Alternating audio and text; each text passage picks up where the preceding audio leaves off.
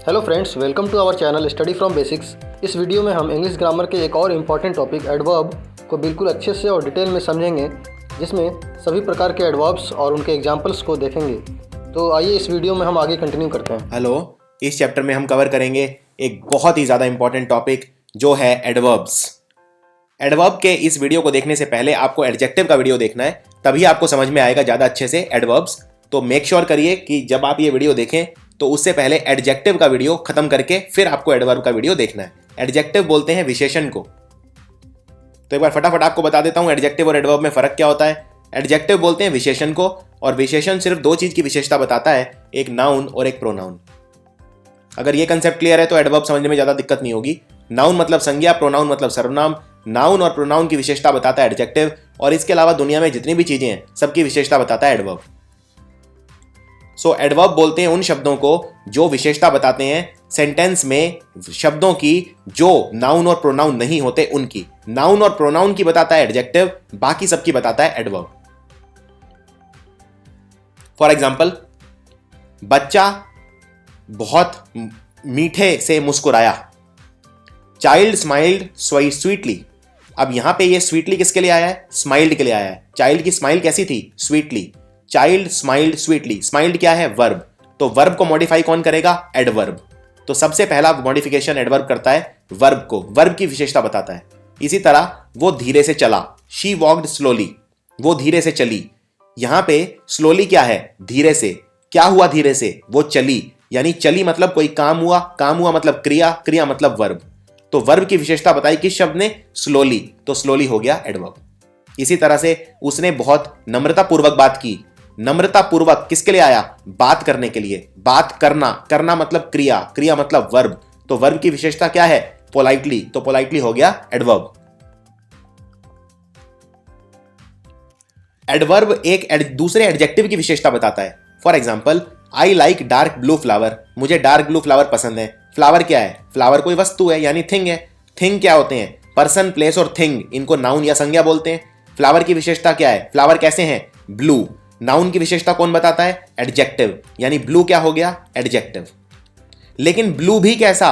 Blue भी तो कई तरह का हो सकता है। ब्लू लाइट ब्लू हो सकता है, डार्क ब्लू हो सकता है, चॉकलेटी ब्लू, आप कोई भी शब्द ले लीजिए, ब्लू भी बहुत तरह का हो सकता है। यहां पे कौन सा ब्लू है? डार्क। यानी एडजेक्टिव की विशेषता किसने बताई? डार्क ने। ब्लू भी कैसा? डार्क। यानी डार्क हो गया एडवर्ब। एडजेक्टिव की विशेषता कौन बताएगा? एडवर्ब। नाउन और प्रोनाउन छोड़ के दुनिया में जितनी भी चीजें हैं सबकी विशेषता बताएगा एडवर्ब। अब यहां पे ब्लू ना नाउन है ना प्रोनाउन है, ब्लू क्या है? एडजेक्टिव। तो एडजेक्टिव की विशेषता कौन बताएगा? एडवर्ब। इसी तरह ये वाला सेंटेंस देखिए, एक पक्षी एग्जैक्टली मेरे घर के ऊपर से उड़ा। अब इसके अंदर ये जो शब्द है एग्जैक्टली, ये किसकी विशेषता बता रहा है? ओवर की। इसमें मैं एग्जैक्टली के बिना भी सेंटेंस बना सकता था। अब bird flu over my house, ये भी गलत नहीं है। अब bird flu over my house मतलब एक पक्षी मेरे घर के ऊपर से उड़ा। अब मैं बोल रहा हूं एक पक्षी एग्जैक्टली मेरे घर के ऊपर से उड़ा, तो ये ऊपर को मॉडिफाई कर रहा है। और ओवर क्या है इसमें? ओवर है प्रेपोजिशन। तो प्रेपोजिशन की विशेषता कौन बता रहा है? एग्जैक्टली। तो एग्जैक्टली हो गया एडवर्ब, क्योंकि प्रेपोजिशन की विशेषता बताने वाला होता है एडवर्ब। नाउन प्रोनाउन छोड़ के सबकी विशेषता बताने वाला होता है एडवर्ब। एक एडवर्ब दूसरे एडवर्ब को भी मॉडिफाई कर सकता है। For example, he walked very slowly. अब वो कैसे चला? स्लोली। तो स्लोली क्या हो गया? एडवर्ब, क्योंकि ये वॉक्ड यानी वर्ब को मॉडिफाई कर रहा है। लेकिन स्लोली भी कैसा? Very slowly. तो यानी एक एडवर्ब की विशेषता बता रहा है दूसरा एडवर्ब। इसी तरह ये वाला सेंटेंस देखिए, शी सैंग एक्सट्रीमली वेल। उसने बहुत अच्छा गाया। तो इसने ये अच्छा किसके लिए आया है? सैंग के लिए। अच्छा गाया। सैंग क्या है? कोई क्रिया, यानी गाना, यानी वर्ब। तो वर्ब की विशेषता कौन सी हो गई?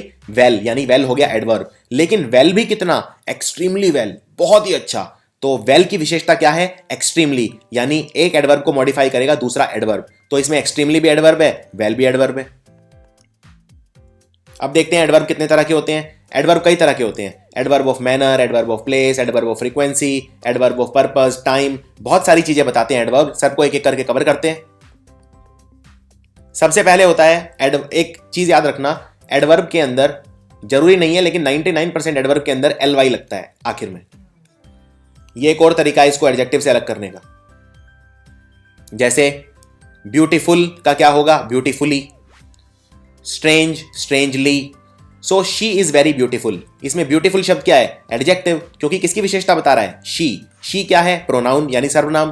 तो शी की विशेषता बता रहा है। नाउन प्रोनाउन की विशेषता बताने वाले एडजेक्टिव होते हैं, यानी ब्यूटीफुल क्या हो गया? एडजेक्टिव। लेकिन मैं बोलता हूं शी इज ब्यूटीफुली ड्रेस्ड, यहां पे ये ड्रेस्ड को मॉडिफाई कर रहा है, और ड्रेस्ड क्या है? वर्ब। तो वर्ब की विशेषता कौन बताएगा? ब्यूटीफुली यानी एडवर्ब।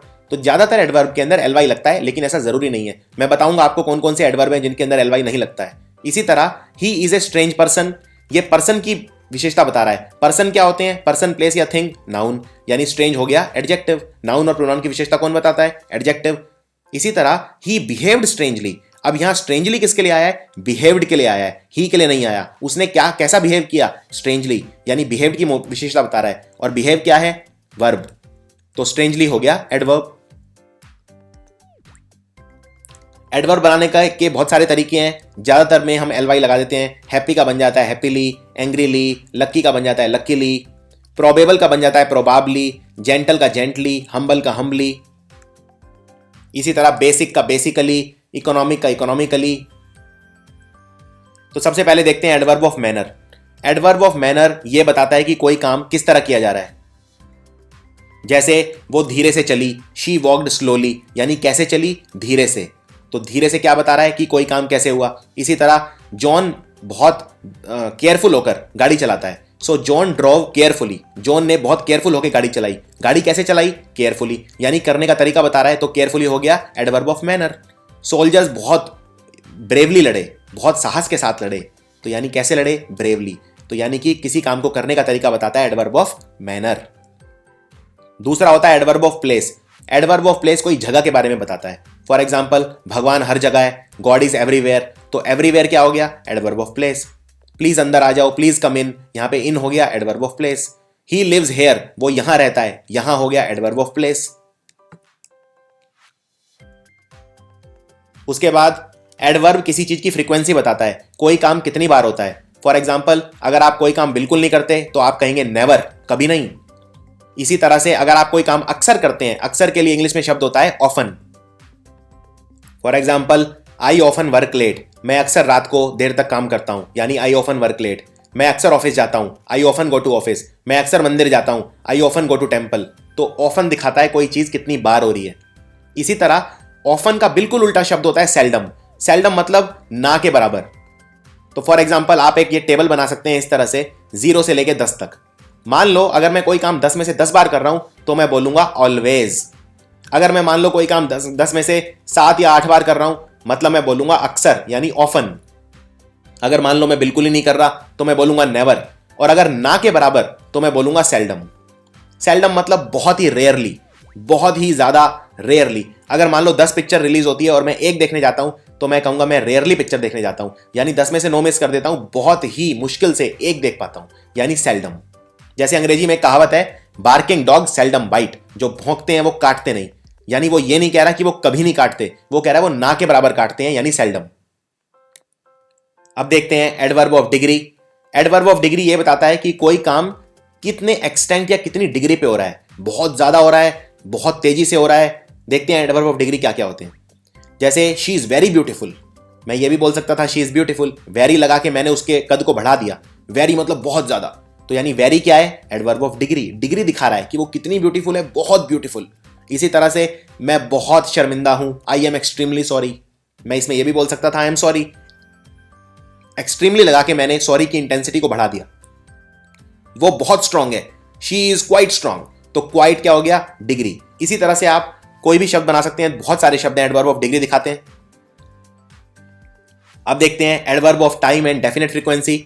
ये शब्द हैं जैसे टुमारो, अर्ली या बिफोर, नाउ, ये सब दिखाते हैं कि कब कोई काम होगा। इनको बोलते हैं एडवर्ब ऑफ टाइम। अब ये है बहुत ज्यादा इंपॉर्टेंट स्लाइड, बहुत ज्यादा इंपॉर्टेंट, ये सारे शब्द याद कर लो। मैंने आपको बताया था 99% केस में अगर एल वाई लग जाए तो मतलब एडवर्ब, लेकिन ये वो शब्द हैं जिनमें एल वाई लगा हुआ है और ये एडजेक्टिव है, एडवर्ब नहीं है। ये एक अपवाद है, एक्सेप्शन है। ये सारे याद कर लो, एग्जाम में बहुत ज्यादा रिपीट होते हैं। ये शब्द हैं कॉस्टली, कॉस्टली कोई एडवर्ब नहीं है। इसी तरह से लवली, लवली भी कोई एडवर्ब नहीं है। आप कोई भी सेंटेंस बना सकते हैं, जैसे she has a lovely daughter. अगर कोई भी कंफ्यूजन हो, एक सेंटेंस बना दो, मान लो मैं आपको एक शब्द दूं लवली और मैं पूछूं कि एडजेक्टिव है कि एडवर्ब है, कोई भी सेंटेंस बना दो। जैसे she has a lovely daughter, उसकी एक बहुत प्यारी बेटी है, she has a lovely daughter. अब ये लवली किसके लिए आया है? डॉटर के लिए आया है। तो डॉटर क्या है? कोई पर्सन है, पर्सन है मतलब थिंग है, पर्सन प्लेस और थिंग यानी कि नाउन। तो डॉटर क्या हो गया? नाउन। और नाउन की विशेषता कौन बताता है? एडजेक्टिव। डॉटर कैसी है? लवली, यानी लवली एडजेक्टिव है, एडवर्ब नहीं है। इसी तरह से सिल्ली, सिल्ली में भी एंड में एलवाई लगा है। अगली, अगर मैं बोलता हूं शी इज अगली, वो बदसूरत है, तो अगली किसकी विशेषता बता रहा है? शी की। और शी क्या है? प्रोनाउन, सर्वनाम, यानी नाउन और प्रोनाउन की विशेषता एडजेक्टिव बताता है। तो अगली भी क्या हो गया? एडजेक्टिव। तो ये सारे के सारे शब्द एल वाई से खत्म होते हैं, लेकिन ये सारे के सारे क्या हैं? एडजेक्टिव। इनमें एग्जाम में सबसे कॉमन जो आता है वो आता है कावर्डली। अब कावर्ड जो शब्द होता है इसका मतलब होता है जो पीठ दिखा के भाग जाए, मुसीबत को देख के भाग जाए। कायर बोलते हैं इसे, कायर। माइजर बोलते हैं कंजूस, और स्कॉलर बोलते हैं विद्वान, बहुत पढ़ा लिखा व्यक्ति, बहुत ज्ञानी, उसे बोलते हैं स्कॉलर। ये तीन शब्द ऐसे हैं जो एग्जाम में बार बार रिपीट होते हैं। और रिपीट क्यों होते हैं? क्योंकि अगर मैं इनके आगे एलवाई लगा दूं तो एडवर्ब नहीं बनता, एडजेक्टिव बनता है, इसलिए ये रिपीट होते हैं। तो ये आंखों का धोखा है। इनके आगे अगर एलवाई लगा हुआ देख रहे हैं आप तो ये मत सोचिए कि ये एडवर्ब है, ये एडजेक्टिव है। इनका एडवर्ब बनाने का एक विशेष तरीका है, और वो ये, कावर्ड का एडवर्ब बनेगा इन अ कावर्डली मैनर, तो ये इसका एडवर्ब है। माइजर का बनेगा इन अ माइजरली मैनर, स्कॉलर का बनेगा इन अ स्कॉलरली मैनर। इसी तरह और भी शब्द हैं जैसे friendly in a friendly manner, या निगर्डली इन अ निगर्डली मैनर। लेकिन आपके लिए ये तीन इंपॉर्टेंट है मेन। कावर्ड याद रखिए, कावर्ड से जब आप कावर्डली बनाते हैं तो ये एडवर्ब नहीं है, बेशक इसमें एंड में एलवाई लगा हुआ है। इसी तरह माइजर, माइजर से माइजरली, स्कॉलर से स्कॉलरली, ये कावर्डली, माइजरली और स्कॉलरली ये तीनों के तीनों हैं एडजेक्टिव। लेकिन एडवर्ब क्या है? इन अ कावर्डली मैनर, इन अ माइजरली मैनर, इन अ स्कॉलरली मैनर। चलिए ये बताइए, क्या ये सेंटेंस ठीक है? ही बिहेव्ड कावर्डली। वीडियो को यहीं पॉज कर दीजिए, इस सेंटेंस को थोड़ी देर घूरिए और बताइए क्या ये सेंटेंस ठीक है? ही बिहेव्ड कावर्डली। अब देखिए उसने कैसा बिहेव किया? कावर्डली। बिहेव किया, करना यानी क्रिया यानी वर्ब, वर्ब को मॉडिफाई करना है। तो वर्ब को मॉडिफाई करने के लिए क्या मैं कावर्डली लिख सकता हूं? नहीं लिख सकता, क्योंकि वर्ब को मॉडिफाई कौन करेगा? एडवर्ब। नाउन प्रोनाउन को करता है एडजेक्टिव, दुनिया की बाकी चीजों को करता है एडवर्ब, यानी कि वर्ब दुनिया की बाकी चीजों में आता है, यानी इसको मॉडिफाई कौन करेगा? एडवर्ब। क्या कावर्डली एडवर्ब है कि एडजेक्टिव है? कावर्डली तो एडजेक्टिव है। तो मैं क्या इस सेंटेंस को ठीक कैसे करूंगा? ही behaved in a cowardly manner, क्योंकि कावर्ड का एडवर्ब क्या बनता है? इन अ कावर्डली मैनर, ना कि कावर्डली। सो आंसर है ही behaved in a cowardly manner. चलिए ये सेंटेंस बताइए, क्या ये ठीक है? डॉक्टर एपीजे अब्दुल कलाम ने बहुत ही पढ़ी लिखी स्पीच दी, बहुत ही विद्वान speech the. Doctor Kalam gave a scholarly speech. अब देखिए ये स्कॉलरली शब्द किसके लिए आया है? क्या चीज है जो बहुत विद्वान थी? उनकी स्पीच। स्पीच क्या होती है? कोई ओकेजन है यानी प्लेस है, प्लेस है मतलब पर्सन प्लेस थिंग यानी नाउन। स्पीच क्या हो गया? कोई नाउन, क्योंकि कोई चीज है स्पीच यानी थिंग है। थिंग क्या होते हैं? नाउन, तो ये हो गया नाउन। और कैसी स्पीच दी? स्कॉलरली। तो आपको यहां क्या चाहिए? नाउन को मॉडिफाई करने के लिए क्या चाहिए? नाउन और प्रोनाउन को मॉडिफाई कौन करता है? विशेषण यानी एडजेक्टिव। और स्कॉलर शब्द है, स्कॉलर का एडजेक्टिव क्या होता है? स्कॉलरली। तो ये सेंटेंस बिल्कुल ठीक है, इसमें कोई गलती नहीं है। लेकिन ये वाला देखिए, डॉक्टर कलाम स्कॉलरली बोले। वो बोले कैसे? स्कॉलरली। अब बोले, बोले मतलब उन्होंने कोई काम किया, काम किया मतलब स्पोक क्या है? क्रिया यानी वर्ब। वर्ब की विशेषता कौन बताएगा? एडवर्ब। तो यहां पे मुझे चाहिए एडवर्ब। अब शब्द है स्कॉलर, स्कॉलर का एडवर्ब क्या होता है? स्कॉलरली होता है? नहीं, यानी ये सेंटेंस गलत है। तो इसमें आप क्या कैसे ठीक करोगे? Doctor Kalam spoke in a scholarly manner, क्योंकि स्कॉलर का एडवर्ब होता है इन अ स्कॉलरली मैनर, ना कि स्कॉलरली। अब कुछ एडजेक्टिव और एडवर्ब ऐसे होते हैं जो बिल्कुल सेम है, यानी कि सेम शब्द है, वो एडजेक्टिव भी है एडवर्ब भी है, दोनों का काम करता है। एग्जाम में अक्सर रिपीट होते हैं, ये सारे याद कर लेना आप। इंपॉर्टेंट जो है वो मैंने लिखे हुए हैं यहाँ पे। जैसे ये एक फास्ट कार है, ठीक है, इसमें गाड़ी है फास्ट। गाड़ी क्या है? कोई वस्तु, तो गाड़ी क्या है? नाउन, वस्तु। पर्सन प्लेस थिंग, थिंग मतलब नाउन। और गाड़ी की विशेषता क्या है? गाड़ी कैसी है? फास्ट, यानी फास्ट हो गया एडजेक्टिव, क्योंकि नाउन की विशेषता बता रहे हैं। लेकिन अब ये देखिए, a fast car goes fast, एक फास्ट गाड़ी फास्ट चलती है। तो ये पहले वाला फास्ट गाड़ी के लिए आया है, लेकिन ये बाद वाला फास्ट चलने के लिए आया है। और चलना यानी क्रिया, यानी गोज क्या हो गया? क्रिया यानी वर्ब।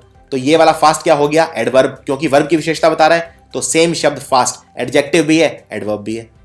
इसी तरह से उसने गाड़ी तेज चलाई, ही ड्रोव फास्ट। अब उसने क्या काम किया, तेज गाड़ी चलाई, यानी तेज काम किया, यानी ड्रोव हो गया वर्ब, तो फास्ट क्या हो गया, एडवर्ब। इसी तरह से ये सारे शब्द हैं, ये एडजेक्टिव भी हो सकते हैं, एडवर्ब भी हो सकते हैं, जैसे fast, straight, hard, high, late, wrong, ये ऐसे ही रहेंगे, इनमें कोई एलवाई नहीं लगेगा। चलिए एक एग्जाम का क्वेश्चन देता हूं, वीडियो को रोक दीजिए यहीं पे और ये सेंटेंस को घूरिए 2 मिनट और बताइए क्या ये सेंटेंस ठीक है कि गलत है। जब मैंने अपनी मम्मी को देखा तो मैं सीधा उनके पास भाग के गया। जैसे कोई बच्चा होता है छोटा, माँ के बिना रह नहीं सकता, माँ को अगर कहीं देख ले तो तुरंत माँ की तरफ भागा चला आता है। So when I saw my mother I ran straightly to her. जब मैंने अपनी मदर को देखा तो मैं उनके पास सीधा चला गया। तो यानी क्या गलती है अब इसमें, शब्द स्ट्रेटली नहीं होता, शब्द स्ट्रेट होता है। स्ट्रेट एक ऐसा शब्द है जो एडजेक्टिव भी होता है, एडवर्ब भी होता है। इसको एडवर्ब बनाने के लिए आपको एलवाई लगाने की जरूरत नहीं है। तो आंसर है when I saw my mother I ran straight to हर।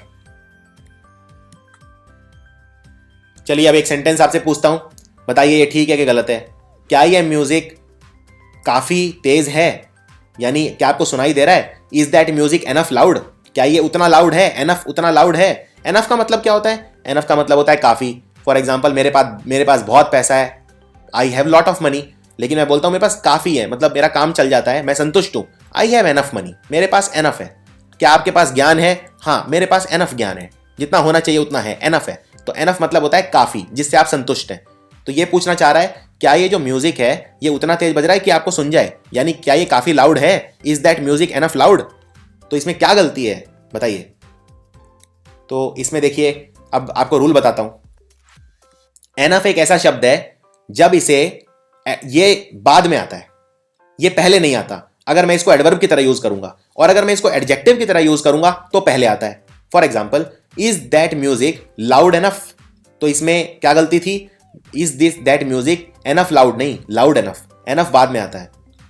इसी तरह से, और ये बाद में क्यों आया है, क्योंकि यहां पे लाउड के लिए आया है और लाउड यहां पे वर्ब है, यानी यहां पे लाउड यहां पे वर्ब नहीं है, लाउड यहां पे एडजेक्टिव है। और क्योंकि म्यूजिक क्या है, देखिए शब्द को, सेंटेंस को तोड़िए, म्यूजिक क्या है, म्यूजिक कोई चीज है यानी नाउन है। म्यूजिक की विशेषता क्या है, लाउड है, और लाउड की विशेषता क्या है, एनफ।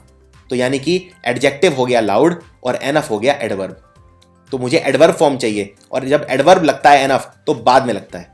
जैसे फॉर एग्जाम्पल ये जूते उतने बड़े नहीं हैं, these shoes are not big enough, तुम उतने अच्छे नहीं हो, उतने काबिल नहीं हो, you are not good enough. लेकिन जब एनफ एडजेक्टिव की तरह आता है तो पहले आता है। For example did she give us enough time, क्या उसने हमें एनफ टाइम दिया। अब यहां पे देखिए टाइम के लिए आया एनफ, और टाइम क्या है, पर्सन प्लेस थिंग, यानी थिंग में आता है ये टाइम, कोई चीज है टाइम, यानी नाउन है। तो मुझे एनफ क्या है यहाँ पे, एडजेक्टिव, यानी यहाँ पे एनफ एडजेक्टिव का काम कर रहा है तो टाइम के पहले आया है। सो ये वाला जो सेंटेंस था इसके अंदर सुधार किया जा सकता है, is that music enough loud, नहीं is that music loud enough. अब देखिए इन तीनों में क्या फर्क है, वो बहुत स्मार्ट है, he is too smart, he is so smart, he is very smart. क्या इन तीनों का मतलब एक ही है या इन तीनों में कोई फर्क है। अगर मान लो मैं बोलना चाहता हूं कि वो बहुत स्मार्ट है तो मैं क्या यूज करूंगा, कौन सा ज्यादा ठीक है, he is too smart, he is so smart या he is very smart.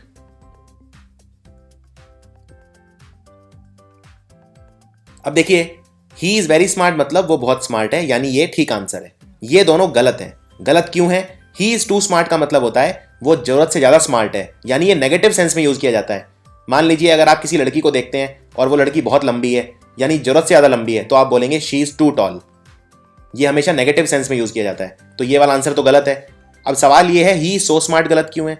He so smart गलत इसलिए है क्योंकि सो के साथ हमेशा दैट लगता है, यहां पे दैट मिसिंग है। अब इसको इलेबोरेट करते हैं इस पॉइंट को। सबसे पहले देखते हैं टू। टू के दो मतलब होते हैं, एक तो जरूरत से ज्यादा, जो मैंने आपको बता दिया, जैसे शी इज टू स्मार्ट।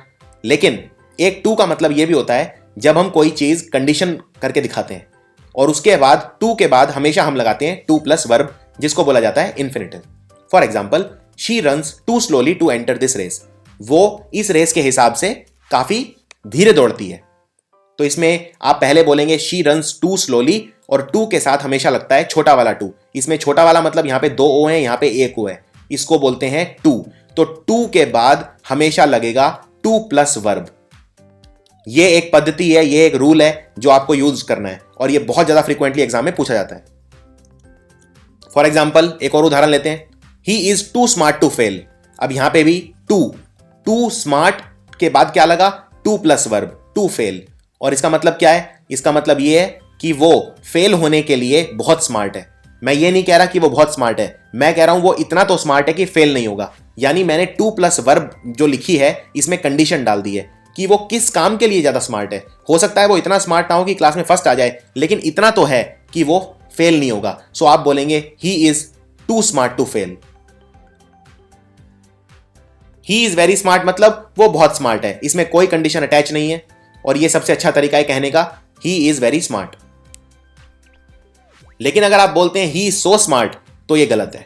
क्यों? क्योंकि सो के साथ हमेशा क्या आता है? दैट। सो का मतलब होता है इतना। तो आप क्या ये बोल सकते हैं वो इतना स्मार्ट है? अगर आप बोलेंगे वो इतना स्मार्ट है तो आपको ये भी तो बताना पड़ेगा कितना। यानी कि आप बोलेंगे वो इतना स्मार्ट है कि उसे पढ़ने की भी जरूरत नहीं है, या वो इतना स्मार्ट है कि वो हर बार फर्स्ट आता है, वो इतना स्मार्ट है कि, यानी सेंटेंस पूरा करना पड़ेगा आपको की लगा के या दैट लगा के। सो इसका सही आंसर आप कुछ भी बना सकते हैं, सेंटेंस को पूरा कर सकते हैं। ये एकदम ठीक सेंटेंस है। He is so smart that he does not need to study. वो इतना स्मार्ट है कि उसे पढ़ने की भी जरूरत नहीं है। So he is so smart that. That मतलब की, वो इतना की। तो इतना और की हमेशा साथ आते हैं, क्योंकि इतना कितना आपको बताना पड़ेगा की लगा के, इसीलिए सो के साथ हमेशा दैट आते हैं। ये हमेशा पेयर में आते हैं। फॉर एग्जाम्पल ये सेंटेंस देखिए, वीडियो को रोक दीजिए और बताइए क्या ये ठीक है? मेरा घर बहुत बड़ा है, माई हाउस इज सो बिग। तो ये गलत है। क्यों गलत है? सो के साथ क्या आता है? दैट। तो बताना पड़ेगा मेरा घर इतना बड़ा है कि। तो आप इसको कुछ भी पूरा कर सकते हैं। मेरा घर इतना बड़ा है कि एक कमरे से दूसरे कमरे में जाने के लिए साइकिल की जरूरत पड़ती है। मेरा घर इतना बड़ा है कि मेरे घर में 50 गार्डन है। मेरा घर इतना बड़ा है कि मेरे घर के अंदर क्रिकेट स्टेडियम है। तो कुछ भी आप पूरा कर सकते हैं। फॉर एग्जाम्पल मेरा घर इतना बड़ा है कि उसमें 50 कमरे हैं। So my house is so big that. तो सो के साथ क्या आता है? दैट। अब अंग्रेजी में कुछ ऐसे शब्द होते हैं एडवर्ब, जिन्हें नेगेटिव एडवर्ब कहा जाता है। लेकिन नेगेटिव एडवर्ब के अंदर नॉट नहीं लगता, उसके बावजूद ये नेगेटिव एडवर्ब हैं। और ये शब्द कौन कौन से हैं? ये शब्द हैं सेल्डम। सेल्डम मतलब होता है ना के बराबर। तो ही सेल्डम विजिट्स, वो कभी नहीं आता, यानी ही सेल्डम विजिट्स ना के बराबर आता है। ना के बराबर के लिए अंग्रेजी में और भी शब्द हैं, जैसे हार्डली। हार्डली मतलब ना के बराबर, वो हार्डली कुछ खाती है। तो आप बोलेंगे शी हार्डली ईट्स एनीथिंग। इसी तरह से शब्द है रेयरली। रेयरली का मतलब भी होता है ना के बराबर। फॉर एग्जाम्पल मैं रेयरली पढ़ता हूं, यानी मैं ना के बराबर पढ़ता हूं। मैं रेयरली पिक्चरें देखता हूं। तो रेयरली, हार्डली और सेल्डम तीनों का मतलब एक ही है। चलिए अब ये बताइए ये सेंटेंस ठीक है कि नहीं है? मैं रेयरली पढ़ता हूं, आई rarely do not study anything. ये एग्जाम का क्वेश्चन है और बहुत इंपॉर्टेंट क्वेश्चन है। अब देखिए रेयरली का मतलब ही होता है ना के बराबर, तो दोबारा ना लगाने की जरूरत नहीं है, तो इसमें डू नॉट नहीं आएगा। इसमें सिंपल लिखोगे आई rarely study anything, do not नहीं आएगा। क्यों नहीं आएगा? क्योंकि रेयरली का मतलब ही होता है ना, तो दोबारा डू नॉट लगाने की यानी ना लगाने की जरूरत नहीं है। इसी तरह से मैं ना के बराबर पढ़ता हूं, आई हार्डली स्टडी एनीथिंग। क्या ये सेंटेंस ठीक है? ये बिल्कुल ठीक है। आप ये नहीं बोलेंगे I hardly do not study anything, क्योंकि हार्डली का मतलब ही ना है, तो डू नॉट लिखने की जरूरत नहीं है। I hardly study anything. अब देखते हैं लेट और लेटली में क्या फर्क होता है। लेट मतलब होता है जैसे आप लेट हो जाते हैं मीटिंग के लिए, यानी समय के बाद पहुंचते हैं, उसको तो वो लेट बोलते हैं। लेटली मतलब अलग है। लेटली शब्द एग्जाम में कई बार रिपीट होता है। लेटली का मतलब होता है रिसेंटली, यानी अभी अभी। इसको ऑफ लेट भी बोलते हैं। रिसेंटली या ऑफ लेट दोनों कोई भी शब्द लगा सकते हैं, यानी अभी अभी। फॉर एग्जाम्पल मैंने अभी अभी लंदन के 5 चक्कर लगाए हैं, तो आप बोलोगे lately I have been to London 5 times. इसी तरह रिसेंटली अभी अभी मैंने बहुत सारी शादियां अटेंड की हैं। रिसेंटली मतलब अभी कुछ समय जो बीता है उसको बोलते हैं recently. So for example recently I have attended many parties in Delhi. तो आप इसमें रिसेंटली भी बोल सकते हैं, लेटली भी बोल सकते हैं, दोनों का मतलब होता है अभी अभी यानी रिसेंटली। अब देखते हैं हार्ड और हार्डली में क्या फर्क है। हार्ड मतलब होता है बहुत ज्यादा, और हार्डली बिल्कुल उल्टा, ना के बराबर। हार्डली हम देख चुके हैं। हार्डली मतलब सेल्डम, रेयरली, स्कार्सली, बेयरली, इन सबके एक ही मतलब होते हैं, यानी कि ना के बराबर। तो मैं अगर बोल रहा हूं आई स्टडी वेरी हार्ड, मतलब मैं बहुत ज्यादा पढ़ता हूं, बहुत हार्ड वर्किंग हूं, आई स्टडी वेरी हार्ड। लेकिन अगर मैं बोलता हूं आई हार्डली स्टडी, यानी ना के बराबर पढ़ता हूं, तो हार्ड मतलब बहुत ज्यादा, हार्डली मतलब ना के बराबर। चलिए अब एक सेंटेंस बताता हूं आपको, आप बताइए इसमें क्या कोई गलती है। पहले रूल नहीं बताऊंगा, पहले मैं चाहता हूं आप अपना खुद दिमाग चलाओ और फिर इसको बताओ। सचिन सबसे अच्छा बल्लेबाज समझा जाता है दुनिया में। Sachin is regarded the best player in the world. Regarded मतलब समझा जाना। क्या इस सेंटेंस में कोई गलती है? गलती है, और वो ये रिगार्डेड के बाद हमेशा लगता है एज, तो इसको होगा Sachin is regarded as the best player in the world. ये शब्द हैं वर्ब जो एग्जाम में बहुत ज्यादा रिपीट होते हैं, जिनके बाद एज लगता है। रिगार्ड, डिफाइन, डिस्क्राइब, व्यू और नो। इसी तरह से ये सेंटेंस देखिए, वो मुझे बेवकूफ समझता है। He considers me as a stupid person. Stupid person बोलते हैं बेवकूफ को। He considers me as a stupid person. क्या इस सेंटेंस में कोई गलती है? गलती है। गलती क्या है? कंसिडर्स के बाद कभी वर्ब के बाद कभी एज नहीं लगता, तो इसका आंसर होगा he considers me as, he as नहीं होगा, he considers me a stupid person. तो ये हैं वो वर्ब एग्जाम में जो सबसे ज्यादा आती हैं, इनके बाद कभी भी एज मत लगाना। नेम, इलेक्ट, थिंक, कंसिडर और कॉल, इन सब के साथ एज नहीं लगेगा। अब 2 सेंटेंस और दिखाता हूं, बताओ क्या इनमें कोई गलती है। आई फेल्ट बैडली, मुझे बहुत बुरा लगा। आई लुक ऑनेस्टली, यानी मैं ईमानदारी से देखता हूं। तो इसके अंदर बताइए क्या गलती है। देखिए, जो सेंसेशन वाली वर्ब होती हैं, सेंसेशन मतलब जो हमारी बॉडी परसीव करती है, जैसे सुनना, सूंघना, देखना, फील करना, इनको बोलते हैं verb of sensation. Verb of sensation के अंदर कभी भी ly नहीं आता। तो इनका आंसर क्या हो गया? मुझे बुरा लगा, आई फेल्ट बैडली नहीं, I felt bad. I look honestly नहीं, आई लुक ऑनेस्ट। अब ये सेंटेंस बताइए, क्या ये सेंटेंस ठीक है? वो ईमानदारी से काम करती है, शी वर्क्स ऑनेस्टली। तो ये सेंटेंस बिल्कुल ठीक है। क्यों? क्योंकि वर्क्स वर्ब ऑफ सेंसेशन नहीं है, तो यानी कि ये नॉर्मल वर्ब है। नॉर्मल वर्ब है यानी इसको डिफाइन कौन करेगा? एडवर्ब, और एडवर्ब के अंदर ly आता है। ये वर्ब ऑफ सेंसेशन नहीं है, यानी सुनना, सूंघना, फील करना, ये वो वाली वर्ब नहीं है, ये नॉर्मल वर्ब है, इसलिए सेंटेंस बिल्कुल ठीक है। लेकिन अगर मैं बोलता कि वो ईमानदार दिखती है, शी लुक्स, तो क्या मैं ये बोल सकता हूं शी लुक्स ऑनेस्टली? तो ये गलत हो जाएगा, क्योंकि लुक्स क्या है? वर्ब ऑफ सेंसेशन, देखना, यानी कि वर्ब ऑफ सेंसेशन। तो इसके साथ आएगा शी लुक्स ऑनेस्ट, यानी मुझे वो ईमानदार दिखती है, शी लुक्स ऑनेस्ट। चलिए ये सेंटेंस बताइए, क्या ये ठीक है? ही बिहेव्ड फ्रेंडली, उसने मेरे साथ बहुत फ्रेंडली बिहेव किया। ही बिहेव्ड फ्रेंडली। अब देखिए उसने क्या किया, ये शब्द फ्रेंडली किसकी विशेषता बता रहा है? बिहेव्ड की। उसने बिहेव किया बहुत अच्छा। तो बिहेव क्या है? बिहेव करना, यानी कोई काम करना, यानी वर्ब, क्रिया। और क्रिया की विशेषता कौन बताता है? एडवर्ब। और फ्रेंडली क्या है? फ्रेंडली एडजेक्टिव है। मैंने आपको कहा था बहुत सारे शब्द ऐसे हैं जिनके पीछे ly लगता है, पर वो एडवर्ब नहीं होते, वो एडजेक्टिव होते हैं। तो इसका आंसर क्या होगा? He behaved in a friendly manner. इसी तरह से ही फॉट ब्रेवली, वो बहादुरी से लड़ा। क्या ये ठीक है? वो बहादुरी से लड़ा, ही फॉट ब्रेवली। अब ये फॉट क्या है? फॉट है वर्ब, क्रिया, वो लड़ा, उसने काम किया, वर्ब। वर्ब की विशेषता कौन बताएगा? एडवर्ब। तो ब्रेव का एडवर्ब बन जाता है ब्रेवली, यानी ये बिल्कुल ठीक है। लेकिन अगर मैं बोलता हूं ही फॉट कावर्डली, यानी वो पीठ दिखा के भाग गया, कायर निकला, क्या ये सेंटेंस ठीक है? अब इसमें फॉट, फॉट क्या हो गया? वो लड़ा, यानी उसने काम किया, यानी वर्ब। वर्ब की विशेषता बताएगा एडवर्ब। तो मुझे एडवर्ब चाहिए यहां पे। अब शब्द है कावर्ड, कावर्ड का एडवर्ब क्या बनता है? कावर्डली या इन अ कावर्डली मैनर? इन अ कावर्डली मैनर, यानी ये सेंटेंस गलत है। तो इसका आंसर होगा he fought in A cowardly manner. तो आपको बहुत केयरफुल रहना है जब आप एडवर्ब के क्वेश्चन अटेम्प्ट करते हो तब। सो ये था कंप्लीट कवरेज एडवर्ब्स का। इसमें लगभग एग्जाम के सारे क्वेश्चन, सारे रूल्स मैंने कवर कर लिए हैं। वीडियो को अच्छे से देखें 3-4 बार, और ग्रामर में आप काफ़ी कॉन्फिडेंट फील करेंगे। Thank you.